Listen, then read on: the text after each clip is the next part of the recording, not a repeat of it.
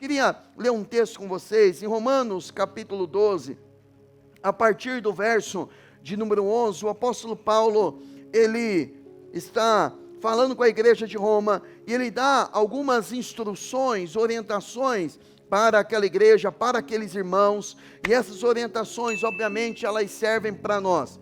Romanos capítulo 12, a partir do verso de número 11, o texto diz assim, vou ler na NVI: nunca lhes falte o zelo, sejam fervorosos no espírito. Tem uma tradução que diz, sejam dedicados no espírito, sirvam ao Senhor, alegrem-se na esperança, sejam pacientes na tribulação, perseverem na oração, compartilhem o que vocês têm com os santos. Santos aqui são os salvos em Cristo Jesus, em suas necessidades.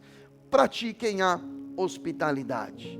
São orientações que podemos olhar aqui na prática e entender a forma e a postura que eu e você precisamos ter. Primeiro ele fala sobre nunca lhes faltar o zelo. Zelo na prática é ser apaixonado, fascinado, ter obsessão pela presença de Deus. Ter zelo pelas Escrituras, por exemplo, impulsiona você a ler a palavra, a se apaixonar pela palavra, ter prazer em ouvir Deus, conhecer o Senhor pela palavra. Ter zelo pela obra dele é você trabalhar em favor das pessoas, mas trabalhar com uma consciência. Eu estou trabalhando não apenas para as pessoas, mas eu estou servindo ao Senhor. Eu não estou fazendo para suprir uma carência, mas eu estou fazendo, servindo as pessoas para cumprir um propósito. Eu não fui criado para ver as minhas carências sendo supridas, mas eu fui criado para cumprir um propósito do Pai. Então ter zelo pela presença, pela pessoa de Deus, na prática é dessa forma, é você buscar, amar a Ele intensamente. Mas ele diz, nunca lhes falte o zelo, sejam fervorosos no Espírito. E quando uma pessoa, antes eu refletir com você o que é ser fervoroso no Espírito, uma pessoa fervorosa, ela vai dar os outros passos, porque ela vai conseguir servir ao Senhor. Uma pessoa que não é fervorosa, ela quer praticar coisas para ela ser beneficiada, ela não quer cumprir o propósito do Senhor. Uma pessoa que é fervorosa no Espírito, ela consegue se alegrar com a esperança de dias melhores, a esperança de um agir de Deus. No entanto, ser fervoroso no Espírito não imuniza você de enfrentar tribulações, porque ser fervoroso no Espírito não é você estar bem com Deus quando as coisas estão dando certo. Quando as coisas não acontecem da forma como você imagina, você deixa de servi-lo, você deixa de amá-lo. Isso não é ser fervoroso. Fervoroso no Espírito é mesmo você enfrentando uma tribulação, porque a tribulação, ela vem, não é pelo fato de você ser uma pessoa que busca o Senhor, que se envolve com Deus, que você não vai ter tribulação, mas a pessoa, quando ela é fervorosa, ela tem claramente paciência na tribulação, porque ela sabe que apesar das lutas que ela está enfrentando, das adversidades circunstanciais que ela está enfrentando, mas o amor, a paixão, o apego pela presença de Deus, ela mantém intacta no seu coração, porque o fervor no coração dela, pela presença de Deus, não tem a ver com dias bons, com um dia bom ou com um dia mau, tem a ver com o amor que ela tem pela presença do Espírito Santo. Então a postura de alguém que é fervoroso, quando surge uma tribulação, é que ele é paciente. Quando uma pessoa ela não tem fervor no Espírito, quando ela enfrenta uma tribulação, ela quer voltar atrás, ela quer retroceder, ela tem uma atitude de murmuração, de achar que Deus não a ama, de pensar que Deus não está com ela, de imaginar que o Senhor não está operando na vida dela, e ela não tem uma atitude de paciência. E a paciência na tribulação, como fruto do fervor no espírito, gera na pessoa uma perseverança na oração. Agora, o que vem a ser fervor espiritual? Fervor espiritual, a definição é paixão ardente por Deus, é um entusiasmo pela presença, pela sua obra, é aquele amor que queima no coração da pessoa, é aquele amor ardente por Cristo, que move, inspira a pessoa a buscar a glória de Deus, é o entusiasmo que a pessoa tem para um tempo de louvor, é o entusiasmo que a pessoa tem para um tempo de ouvir a sua palavra, ouvir a palavra de Deus. É o entusiasmo que a pessoa tem em vir em um culto, em um ambiente onde a palavra é pregada, onde o louvor é ministrado ao Senhor.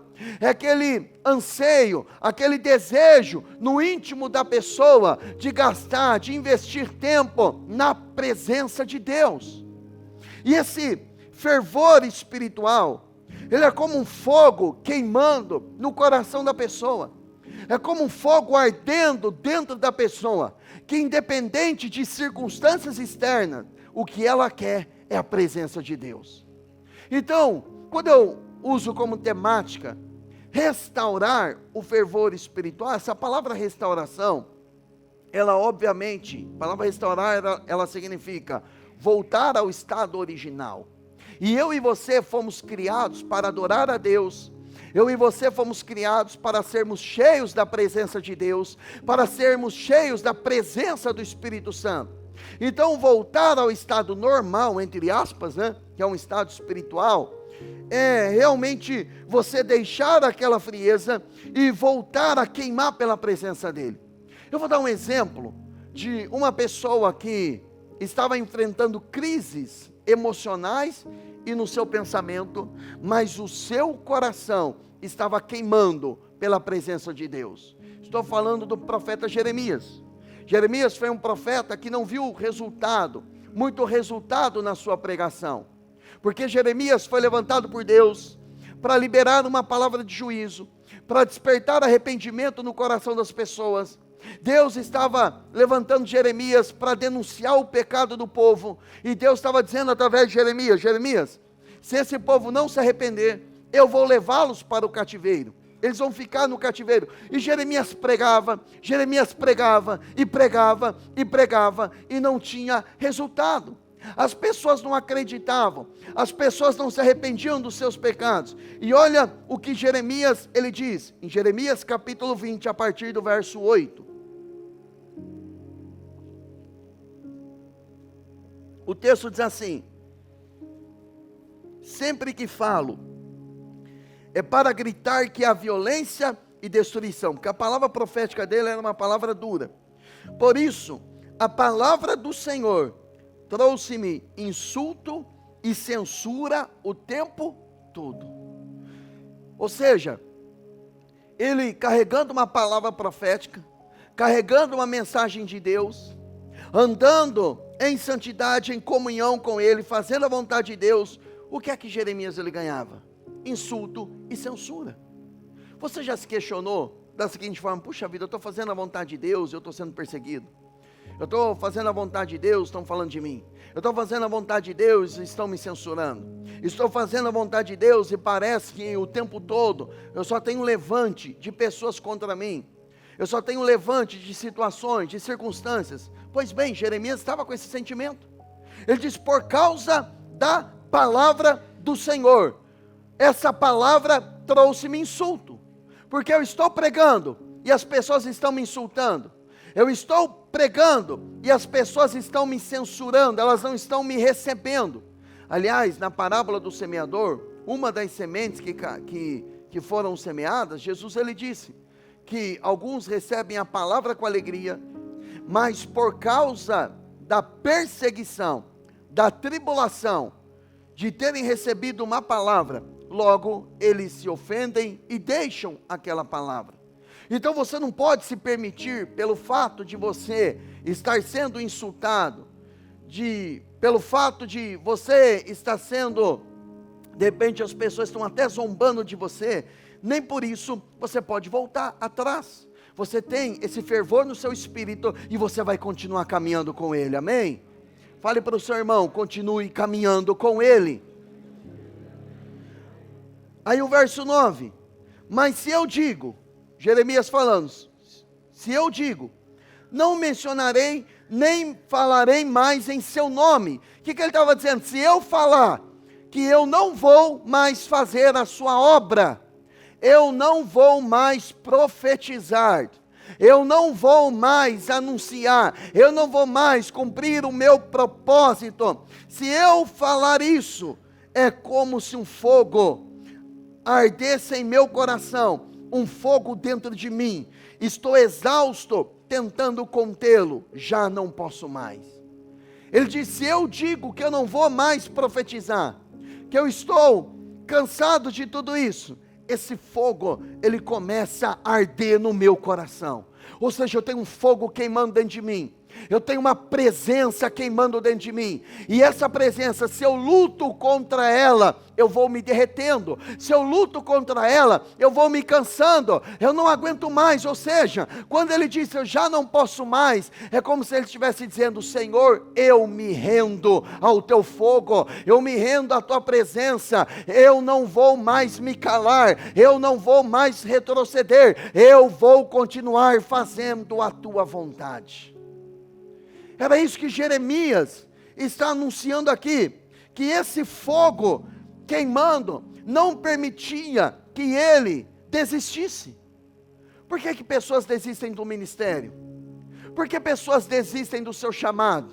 Por que pessoas desistem de continuar caminhando com Jesus? Não é porque ela está enfrentando tribulação? Mentira. Ah, porque ela está enfrentando dificuldade? Mentira. Ela parou porque ela permitiu que o fogo se apagasse dentro dela. Ela permitiu que a presença de Deus saísse do coração dela. Ela permitiu que o fervor se apagasse. Porque lá no verso 11, Jeremias, ele vai dizer o seguinte: mas o Senhor está comigo, como um forte guerreiro. Portanto, aqueles que me perseguem tropeçarão e não prevalecerão. O seu fracasso lhes trará completa vergonha. A sua desonra jamais será esquecida. Ou seja, o fogo, ele não nos deixa desistir. Porque aquele fogo queimando no coração dele, fazia com que ele tivesse o entendimento de que o Senhor estava com ele, como um forte guerreiro. Ou seja, ele não estaria sozinho, ele não estaria isolado nessa guerra. Ele tinha o Senhor com ele, a presença, o fogo ardendo, queimando no nosso coração. É uma clara sinalização que nós temos um Deus guerreiro que vai adiante de nós, e tudo aquilo que intentarem contra nós, todos aqueles que se levantarem contra nós, eles tropeçarão e cairão, mas nós permaneceremos se o fogo continuar queimando no nosso coração. Vocês estão entendendo, irmãos? Amém? Então era o que Jeremias estava sentindo. Agora, quais os sinais de que o fervor espiritual está deixando o nosso coração? Ou quais os sinais que pode fazer com que esse fervor espiritual venha enfraquecer dentro de nós? E eu quero pontuar alguns pontos aqui com vocês. O primeiro, a perca do primeiro amor. Perder o primeiro amor é aquele fervor daquele momento em que você ouviu a palavra, que você reconheceu Jesus, que você entregou a sua vida para Ele, ou aquele dia que você foi encharcado pela presença dEle. A primeira vez que você foi tomado pela presença do Espírito Santo, você foi cheio do Espírito Santo, foi batizado no Espírito Santo, você teve uma profunda experiência com Ele. A partir daquela experiência, você começou a dizer: eu quero que outras pessoas conheçam Jesus, eu quero levar esse amor para outras pessoas. Eu encontrei o amor dos amores, e a partir de hoje a minha vida vai ser norteada por Ele. Aquilo foi o primeiro amor, a primeira paixão, o apego. o desejo, o anseio, a determinação, o voto, o propósito que você fez de caminhar com Ele. Mas algumas coisas foram acontecendo no meio do caminho. Algumas coisas foram surgindo no meio do caminho e você perdeu aquele fervor. Você perdeu aquele amor. Você perdeu aquele apego. Então, isso é chamado na Bíblia de deixar, abandonar o primeiro amor. Eu iniciei a mensagem aqui falando do avivamento em Atos capítulo 19, que foi o avivamento na igreja, na cidade de Éfeso. Foi um dos avivamentos mais impressionantes que existiram. Uma igreja é formada ali na cidade de Éfeso. E olha os pastores que passaram ali. Apolo era um homem eloquente, um pregador eloquente. Pastoreou a cidade de Éfeso, a igreja em Éfeso. Depois passou o apóstolo Paulo ali, que dispensa comentários. Depois passou Timóteo pastoreou aquela igreja. Depois de Timóteo, o apóstolo João pastoreou aquela igreja. Quando nós lemos a carta aos Efésios, nós vemos na carta aos Efésios uma das cartas mais profundas do apóstolo Paulo. Paulo ensinou para a igreja de Éfeso como que é o mundo espiritual. Paulo ensinou para a igreja de Éfeso, Efésios 1:3, que o Senhor já nos abençoou com todas as sortes de bênçãos espirituais. Paulo fala na carta aos Efésios que existem regiões celestiais onde age luz e trevas. Foi na carta aos Efésios que nós entendemos que espíritos, principados e potestades, dominadores agem das regiões celestiais. É na carta aos Efésios que nós entendemos que temos uma armadura em Cristo. É na carta aos Efésios que nós entendemos que temos autoridade sobre principados e potestades. É na carta aos Efésios que temos o entendimento que estamos assentados com Cristo nas regiões celestiais. É na carta aos Efésios 5, 16, 17, 18, que Paulo vai dizer: não embriaguem-se com vinho, porque o vinho vai levar vocês à libertinagem, mas enchei-vos do Espírito Santo. Como? Falando entre vocês em salmos, com hinos, com cânticos espirituais, salmodiando no coração, adorando, louvando ao Senhor de coração. Então a carta aos Efésios é uma carta que tem muitas revelações. Agora, essa igreja que viveu nesse mais alto nível de ensinamento, pastores excelentes, líderes excelentes passaram ali. Algumas décadas depois, Jesus vai enviar uma carta. Jesus aparece para o apóstolo João e diz para ele: olha, eu quero que você escreva 7 cartas. E cada carta você vai enviar para uma das igrejas da região da Ásia. E uma das cartas, Jesus mandou endereçar essa carta para o anjo da igreja, o pastor da igreja, o líder da igreja de Éfeso. E Jesus faz um raio-x da realidade daquela igreja. Apocalipse capítulo 2, a partir do verso 1. Vamos lá. O texto diz assim: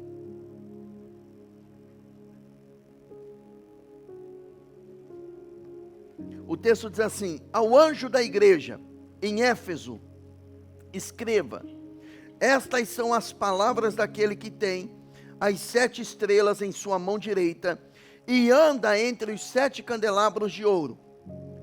Conheço as suas obras, o seu trabalho árduo e a sua perseverança. Sei que você não pode tolerar homens maus, que pôs à prova os que se dizem ser apóstolos, mas não são, e descobriu que eles eram impostores. Você tem perseverado e suportado sofrimentos por causa do meu nome, e não tem o que? Desfalecido. Primeiro, Jesus faz elogios àquela igreja. Ele diz: olha, eu conheço as obras de vocês, eu sei o que vocês estão fazendo. Olha as qualidades daquela igreja. Uma igreja que trabalhava e trabalhava muito. Uma igreja que suportava provações. Uma igreja perseverante. Uma igreja que não tolerava os maus. Uma igreja que colocou à prova aqueles que se diziam apóstolos, mas eram mentirosos. Era uma igreja que tinha ensinamento. Era uma igreja que tinha perseverança. Uma igreja que tinha obras. Era uma igreja legal para se congregar. Era uma igreja que tinha uma boa aparência. tinha uma boa doutrina, tinha obras. Era uma igreja que todos nós olhávamos para ela e diríamos: eu quero congregar nessa igreja. Gente animada, gente perseverante, gente paciente, gente que não aceita qualquer tipo de ensinamento, que confronta falsos apóstolos, falsos líderes. Mas essa era a realidade porque Jesus estava dizendo. No entanto, tinha algo contra aquela igreja. O verso 4: contra você, e quem está dizendo isso é o próprio Jesus. Porém, tenho isto: você abandonou o seu primeiro amor. Ou seja, eles estavam fazendo tudo isso, eles estavam praticando tudo isso, no entanto, eles haviam abandonado. Essa palavra no grego, abandono, é a mesma palavra divórcio.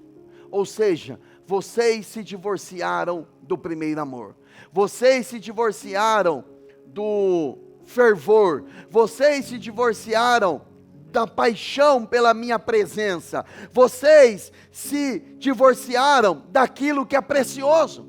Vocês estão fazendo tudo isso, estão corretos em praticar tudo isso, no entanto, o fundamento disso não é o amor. E o que é que tem a ver isso com a presença do Espírito Santo? Porque a falta do primeiro amor, o abandono do primeiro amor, é a falta de relacionamento com o Espírito Santo. É o excesso de relacionamento com pessoas, é o excesso de preocupações externas, é o excesso de coisas lícitas. Não estou falando nem de coisas pecaminosas, porque não era uma igreja pecaminosa, era uma igreja aparentemente saudável, mas essa igreja tinha alguns excessos, porque eles perderam a paixão e o fervor pelo Espírito Santo. Mas a Bíblia está dizendo que eles deixaram o primeiro amor, não o Espírito Santo. Mas vamos entender, Gálatas 5:22 diz que o fruto, o resultado do Espírito é amor. Romanos 5:5 diz que Deus coloca em nós o seu amor pelo Espírito que nos foi dado. Ou seja, o amor que Ele exige de nós, que é o amor sacrificial, o amor ágape, aquele amor que exige renúncias, aquele amor que nos faz abrir mão de coisas para ter, para gastar, para investir tempo na presença de Deus. Isso só é possível quando uma pessoa ela é cheia do Espírito Santo, porque o Espírito Santo ele produz o amor verdadeiro. Uma pessoa não consegue rejeitar, renunciar ao pecado. Uma pessoa não consegue deixar até práticas boas para ter uma intimidade maior com Deus, se ela não for cheia com o Espírito Santo. Agora, no verso 6, ele vai fazer, no verso 5 mesmo, ele vai dizer o seguinte, no verso 5 agora, ele diz: lembre-se de onde caiu. Preste atenção nisso. Lembre-se de onde caiu, porque para Deus, para Jesus, o ato de perder o fervor espiritual é um ato de queda. Cair na Bíblia significa baixar o nível, deixar um nível espiritual que você estava e cair, descer, você perder. Só que ele vai aprofundar ainda, ele vai dizer: arrependa-se. Por que ele usa essa expressão arrependimento? Porque perder o primeiro amor é pecado. Nós, quando iniciamos na fé, nós temos a tendência, isso é natural, de nos preocuparmos com pecados que nós chamamos de os pecados cabeludos aí, mais escabrosos. Abandonamos a prostituição, abandonamos a pornografia, abandonamos pecados de ordem sexual, lutamos no início do processo de libertação contra vícios, manias, forma de falar, tipos de palavra. Nós vamos abandonando esses pecados que são mais nítidos na vida de uma pessoa. Mas a partir do momento em que você se aprofunda na presença de Deus, você não se preocupa, entre aspas, desses pecados, porque isso já ficou lá atrás, você já deixou. Mas quando uma pessoa tem uma experiência profunda, marcante com o Espírito Santo, só dela deixar o primeiro amor já é pecado para ela. Porque o nível de conhecimento, o nível de revelação, o nível de profundidade, porque uma pessoa que conhece profundamente a Deus, essa pessoa não consegue gastar um dia sem ler a palavra, sem orar, sem falar com Ele, sem falar em outras línguas, sem gastar tempo com Ele, porque quando a pessoa ela fica um dia sequer, o coração dela já pesa. Se o seu coração não pesa em você ficar um dia sem ler a palavra, de você ficar sem orar, se o seu coração não pesa, de todo culto, você só dormir na hora da palavra, é porque você perdeu o fervor, você perdeu o interesse pela presença dEle, e a Bíblia chama isso de pecado. Você está morto espiritualmente falando, você está em pecado, é isso que a Bíblia está dizendo, e a Bíblia diz o seguinte: se não se arrepender, eu virei a você e tirarei o seu candelabro.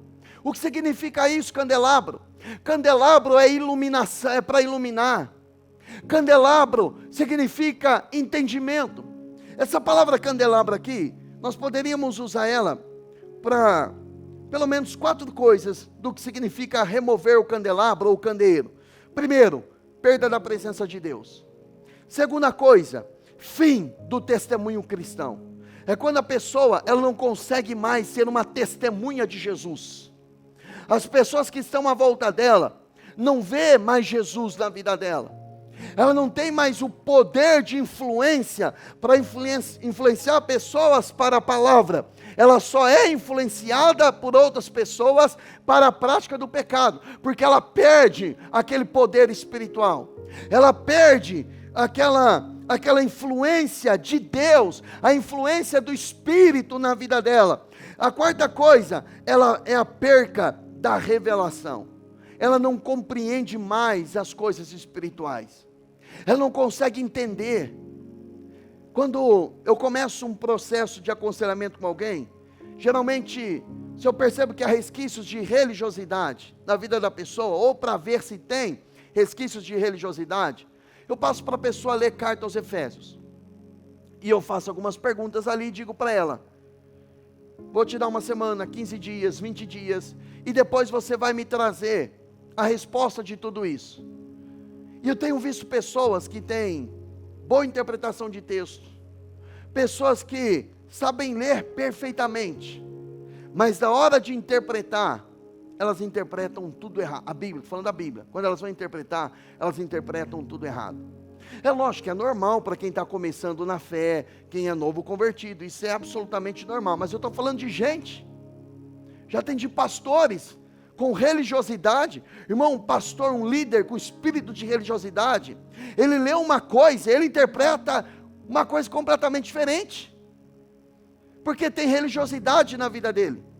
Então, se o texto está falando B, ele entende A.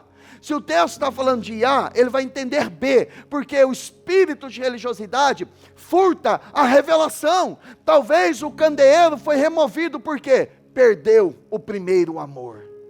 Vocês estão entendendo o quanto isso é prejudicial? Irmãos, uma pessoa quando ela está dando sinais de que ela vai perder, está perdendo o fervor, ela diminui o tempo de oração, ela diminui o estudo da palavra, ela perde o prazer pela presença. Salmo 42, verso 1, o Davi ele disse: como a corça anseia por águas correntes, a minha alma, ela anseia por ti, ó Deus.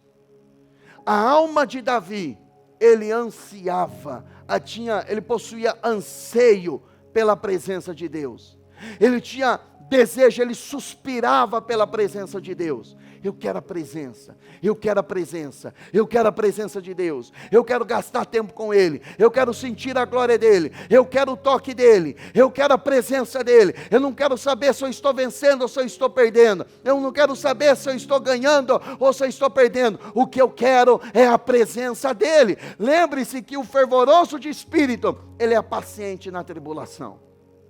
No entanto, quando nós perdemos o fervor, nós começamos a ser atraídos para o culto.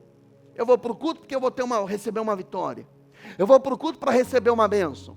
Eu vou para o culto para ver se eu recebo alguma coisa da parte de Deus. Eu vou para o culto para ver se alguém dá alguma palavra para mim. Isso é falta de fervor. Porque eu tenho que vir para um ambiente como esse, com o meu coração carregado de anseio. Eu vou me encontrar com Ele, eu quero a presença dEle. A minha alma, ela tem que ser encharcada pela presença dEle. Amém, irmãos? Eu não sei se você está conseguindo compreender o que o Espírito de Deus está ministrando no seu coração. Mas a falta de fervor vai levar muitos à queda. A pessoa que não é fervorosa hoje, é o próximo que vai cair amanhã. A pessoa que não é encharcada com o Espírito Santo, é a próxima pessoa que vai fazer como Judas, que vai trair Jesus, que vai abandonar Ele, que vai virar as costas para Ele, que vai servir a Ele até o próximo namorado, que vai servir a Ele até o próximo salário, que vai servir a Ele até a próxima conquista, que vai servir a Ele até a próxima bênção e depois vai retroceder. Então Ele está nos fazendo um convite a não permitirmos mais esse desânimo, esse conformismo espiritual permanecer no nosso coração. Agora, o que tem levado muitos a esse esfriamento? Às vezes as distrações do dia a dia, as pressões externas.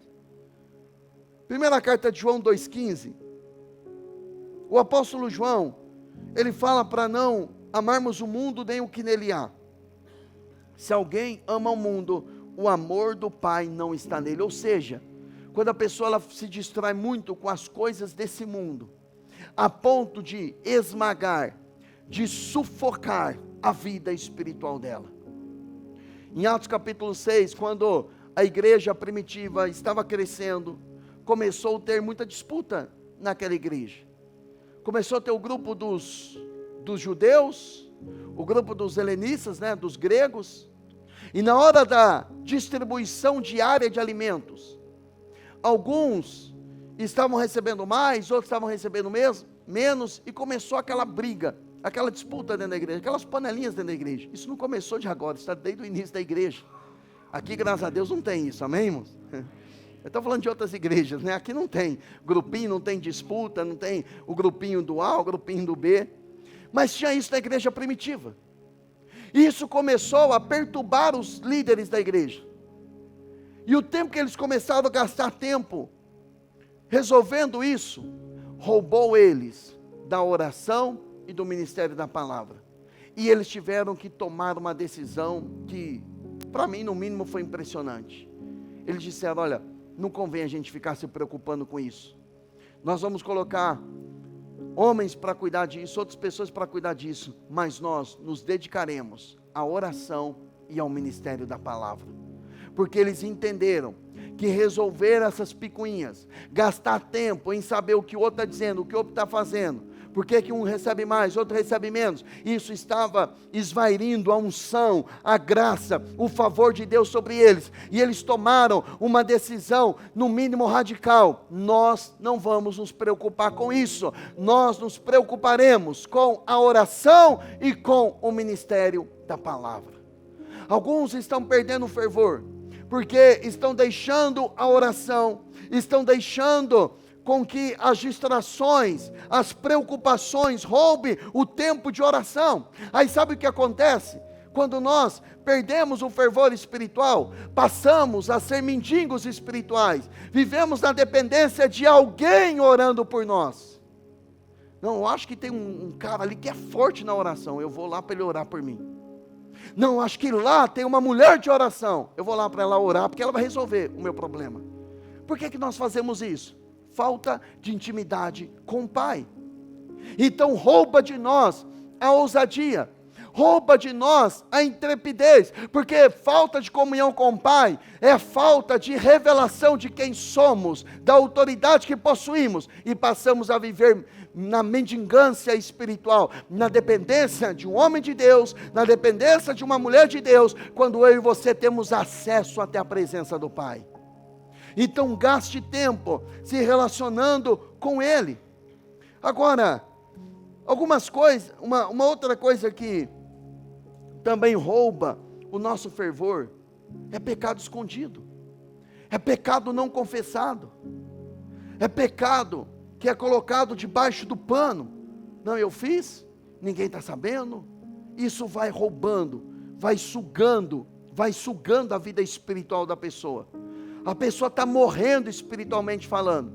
A pessoa, ela está espiritualmente falando, ela está ficando desnutrida.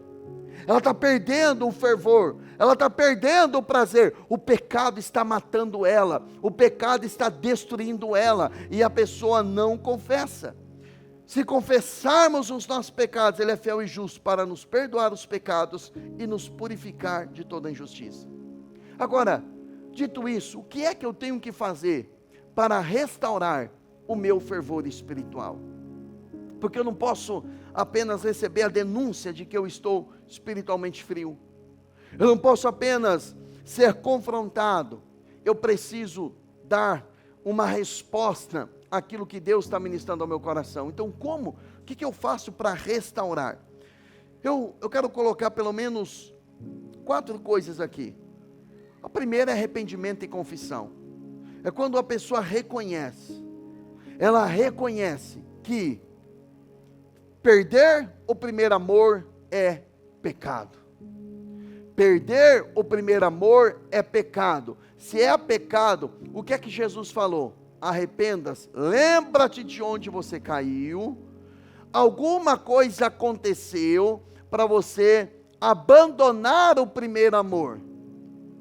Porque lembra que abandono ali é divórcio. Então eu me divorciei do primeiro amor para buscar alguma coisa no lugar. Então o que é que eu coloquei no lugar do meu fervor por Deus? Você tem que refletir, você tem que pensar, peraí, onde é que eu caí? Aí você regressa lá naquele lugar, lá naquele ponto, onde você perdeu aquele fervor, porque é ali que você tem que se arrepender. Eu não estou falando de um lugar geográfico, eu estou falando de uma queda, de um pecado, de uma troca. E aí quando você volta ali, no seu entendimento, no lugar onde você caiu, você se arrepende. Você diga a Ele: Senhor, eu pequei, eu troquei o Senhor por A, eu troquei o Senhor por B, eu troquei o Senhor por isso, eu troquei o Senhor por aquilo. Então você precisa reconhecer. Segunda coisa, renovar a mente, não ser conformado ali é tomar a forma do mundo, ser modelado pelo mundo. Isso está lá em Romanos 12:2. Terceira coisa, buscar a presença de Deus. A segunda coisa que eu disse sobre renovar a mente, é você buscar na palavra. A Bíblia fala, no segundo livro de Crônicas, me fugiu da mente agora o capítulo, fala sobre um rei chamado Josias. Josias, quando ele assume o reinado, ele começa a buscar a Deus, fazer conforme a vontade de Deus. E a Bíblia diz que Josias, ele manda reparar a casa do Senhor. Enquanto um sacerdote está reparando, junto com alguns homens, reparando a casa do Senhor, porque ia voltar da oração, alguém encontrou a cópia do livro da lei. E o livro da lei foi levado até o rei Josias, e leram o livro da lei, leram a palavra, e por causa disso veio um grande avivamento, uma restauração na nação. Deus levanta uma profetisa, uma mulher, que se levanta com autoridade para liberar uma palavra, e diz: olha, o Senhor está irado, porque os seus antepassados deixaram a presença dEle, mas porque você, Josias, está buscando a Deus, você está buscando a lei do Senhor, está fazendo conforme a vontade dEle, a ira de Deus não vai ser derramada enquanto você estiver viva, vai ser transferida para uma próxima geração, porque uma pessoa avivada, ela não atrai a ira, ela atrai o favor de Deus.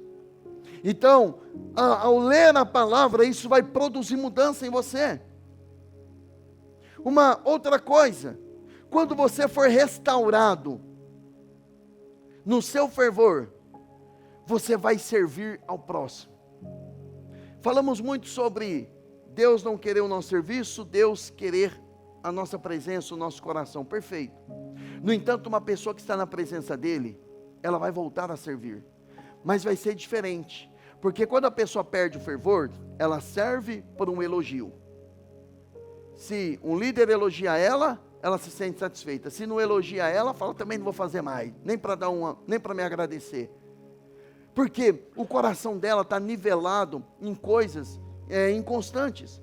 Colossenses 3:23, o apóstolo Paulo fala o seguinte: tudo o que fizerdes, fazei-o de coração.